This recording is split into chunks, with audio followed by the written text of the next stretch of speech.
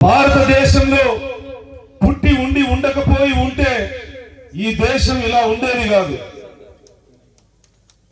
హిందువులు భగవద్గీత, క్రైస్తవులు బైబిల్, ముస్లింలు ఖురాన్, వీటన్నిటికన్నా పవిత్రమైన గ్రంథం భారత రాజ్యాంగం. కులాలు, మతాలు, ప్రాంతాలకు అతీతంగా అందరికీ స్వేచ్ఛని, హక్కుల్ని ఇచ్చినటువంటి మహనీయుడు డాక్టర్ బాబాసాహెబ్ అంబేద్కర్. హిందువులు శివుణ్ణి, రాముణ్ణి కొలుస్తారు, ముస్లింలు అల్లాని కొలుస్తారు, క్రైస్తవులు క్రీస్తును కొలుస్తారు. అందరూ కలిసి మొక్కాల్సిన ఏకైక దైవం డాక్టర్ బాబాసాహెబ్ అంబేద్కర్. బైబిల్ వల్ల మన జీవితాలు మారలే, భగవద్గీత వల్ల మన బతుకులు బాగుపడలే, రంజాన్ వల్ల ఈ దేశంలో ఉన్నటువంటి ముస్లింల యొక్క తలరాతలు మార్చలే. వీళ్ళందరి తలరాతలు మార్చింది భారత రాజ్యాంగం. అటువంటి మహనీయుడి విగ్రహాన్ని ఈరోజు ఆవిష్కరించడం, అదేవిధంగా మరొక మహనీయుడు వివక్షత, అణిచివేత లేని సమాజం కోసం చిన్నప్పటి నుంచి పోరాటం చేసి, దేశ స్వాతంత్ర్యం కోసం పోరాటం చేసి, ఇప్పటికీ ప్రపంచంలో ఆయన రికార్డు బద్దలు కొట్ట బతికున్నంత కాలం కేంద్ర మంత్రి, పార్లమెంటు సభ్యులు ఈ రికార్డుని, బాబు జగజ్జీవన్ రామ్ రికార్డుని ప్రపంచంలోనే ఎవ్వరూ ఇప్పటి వరకు టచ్ చేయలే, భవిష్యత్తులో కూడా టచ్ చేయలేరు. అతి చిన్న వయసులోనే ఎంపీ అయిన మొదటి సంవత్సరమే కేంద్ర మంత్రిగా, భారతదేశ ఉప ప్రధానిగా పనిచేసి ఆ రోజు ఉన్నటువంటి కాంగ్రెస్ పార్టీ కుట్రలకి ప్రధానమంత్రి కాకుండా చేసినటువంటి పరిస్థితి. అంబేద్కర్ గారు, బాబు జగజ్జీవన్ రామ్ గారులని విగ్రహాలని దళిత సమాజం అన్ని గ్రామాల్లో ఏర్పాటు చేయాలి. వాళ్ళ యొక్క చరిత్రని భావితరాలకు చెప్పాలంటే విగ్రహాల్ని ఆవిష్కరించాలి. ఒక్కొక్క మహనీయుడు వాళ్ళ జీవితాల్ని త్యాగం చేసి, జీవితకాలం పోరాటాలు చేసి, ఎన్నో బాధలు, కష్టాలు, కన్నీళ్లు అనుభవించి, వాళ్ళ కుటుంబం కోసం కాదు, ఈ దేశం కోసం ఇచ్చి, అంటే తెలుగుదేశం పార్టీ దళితులు, బీసీలకి ఏం చేసిందనేది చరిత్ర. భారతదేశ అత్యున్నత స్పీకర్ని, మొట్టమొదటి స్పీకర్ని, బాలయోగిని, ఒక దళితుణ్ణి స్పీకర్ చేసిన, పార్లమెంట్ స్పీకర్ చేసిన ఘనత చంద్రబాబు నాయుడు గారిది. అదేవిధంగా ఆంధ్రప్రదేశ్, ఉమ్మడి ఆంధ్రప్రదేశ్ కి అతిపెద్ద శాసనసభకి ఒక దళిత మహిళని స్పీకర్ని చేసిన ఘనత తెలుగుదేశం పార్టీ చంద్రబాబు నాయుడు గారిది, ప్రతిభా భారతి గారిది. కారకుడైనటువంటి నా మిత్రుడికి హృదయపూర్వకమైనటువంటి ధన్యవాదాలు తెలియజేస్తున్నా. మనం ఈరోజు మీరందరూ ఇక్కడ కూర్చోవడం వెనుక ఒక బలమైనటువంటి కారణం ఉంది.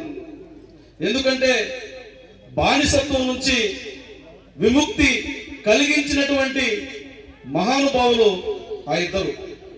మరి బానిసత్వం నుంచి విముక్తి కలిగిపోయిందా? మరి బానిసత్వం యొక్క రూపం మారుతుందా అని ఆలోచిస్తే, మామూలుగా ఒక సినీ కవి చెప్తారు, ఏ దేశ చరిత్ర చూసినా ఏమున్నది గర్వకారణం, నరజాతి చరిత్ర సమస్తం పరపీడన పారాయణత్వం. ఈ పరపీడన ఒకప్పుడు ఒక రూపంలో ఉంటే, ఆ తర్వాత కాలంలో జాతులు, అణగారిన వర్గాల మీద పీడన అధికమైంది. ఆ పీడనని తొలగించడం కోసం, ఆ పీడన నుంచి ఈ బడుగు బలహీన వర్గాలని విముక్తిని చేసి సమానత్వం కల్పించడం కోసం ఉద్భవించినటువంటి మహానుభావులు ఇద్దరు. ఆ ఇద్దరి ద్వారానే ఈ దేశంలో స్వేచ్ఛ, సౌభ్రాతృత్వాన్ని మనం పొందగలుగుతున్నాం. నేను వేదిక మీదొచ్చి కూర్చున్నా, మీరు వేదిక ముందొచ్చి కూర్చున్నా, వారిచ్చినటువంటి ఆ రాజ్యాంగం ద్వారా కలిగినటువంటి స్వేచ్ఛే. అందుకే మహానుభావులు డాక్టర్ బాబాసాహెబ్ అంబేద్కర్ అంటారు, సామాజిక స్వేచ్ఛను సాధించినంత కాలం చట్టాల ద్వారా ఎంత స్వేచ్ఛను అందించినా అది నిష్ప్రయోజనం. సామాజిక స్వేచ్ఛను పొందాలంటే ఏం చేయాలి? మనలో ఉన్నటువంటి బానిసత్వాన్ని పోగొట్టుకోవాలి. మనలో ఉన్నటువంటి బానిసత్వాన్ని పోగొట్టుకోవాలంటే ఏ రకమైనటువంటి ఆలోచన చేయాలి? ఆ ఆలోచన వెనుక అంబేద్కర్ బాబు జగజ్జీవన్ రామ్ యొక్క ఆలోచన ఉండాలి. వారు సూచించినటువంటి అణువుని మనం పాటించి తీరాలి. వారు ఏం సూచించారు? మీ బానిసత్వాన్ని మీరు పోగొట్టుకోవాలంటే మీరేం చేయాలంటే చైతన్యవంతులుగా ఉండాలి. ఈ సమాజంలో మనం చైతన్యవంతులుగా ఉండాలంటే చదువు కావాలి. మరి చదువుకొని చైతన్యవంతులని ముద్ర వేసుకొని ఇంకా మూర్ఖులుగా మేక ఉన్న పులులను నమ్ముతూ బ్రతుకుతూ ఉంటే మన జీవితాల్లో మార్పులు వస్తాయా? మన జీవితాలు మెరుగుపడతాయా? డాక్టర్ బాబాసాహెబ్ అంబేద్కర్ గారు కోరుకున్నటువంటి ఆ సమాజం మనం చూడగలుగుతామా? నిజం, 2 దశాబ్దాల నుంచి దళితుల్లో బహుజనుల్లో చైతన్యం వచ్చింది, చదువు పెరిగింది, చదువుకున్నటువంటి కుటుంబం ఏదీ లేదు. అయినా మనం ఇంకా మేక వన్య పులులను నమ్ముతున్నాం. ఆ మేక వన్య పులులు ఎవరో మీకు తెలుసు.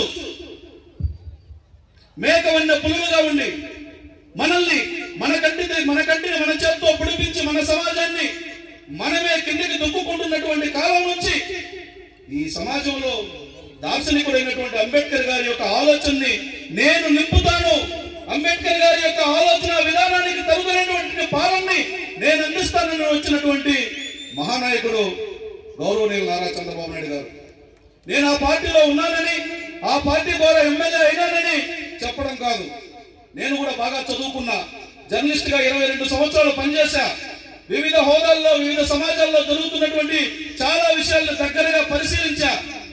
నేను ప్రతి దళిత వాడలో జరిగినటువంటి అఘాయిత్యాలకు సంబంధించి కవరేజ్ నిమిత్తం అక్కడికి వెళ్ళినప్పుడు బయటకు రాని ఎన్నో కోణాలని నేను చాలా దగ్గరగా చూశా.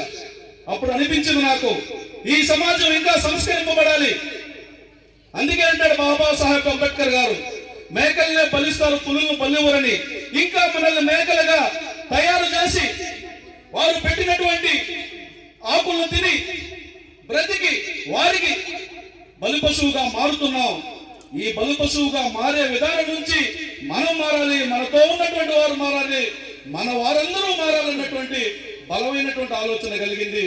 అప్పుడు సమాజాన్ని తర్కించి చూసినప్పుడు కనిపించినటువంటి ఒకే ఒక నాయకత్వం నారా చంద్రబాబు నాయుడు గారు.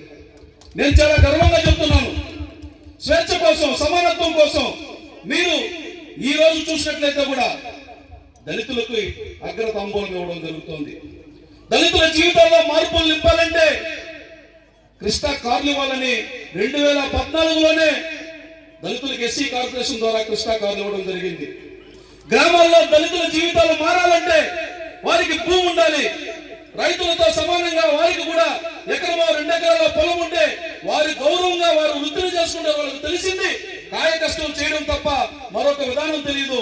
ఆ కాయ కష్టం చేసుకోవాలంటే సొంతంగా పొలం ఉండాలి, కూలీలుగా బ్రతకూడదని ఎకరమో 2 ఎకరాల్లో స్తోమతను బట్టి అక్కడ ఉన్నటువంటి పరిసరాలను బట్టి పొలం ఇచ్చినటువంటి నాయకుడు నారా చంద్రబాబు నాయుడు గారు.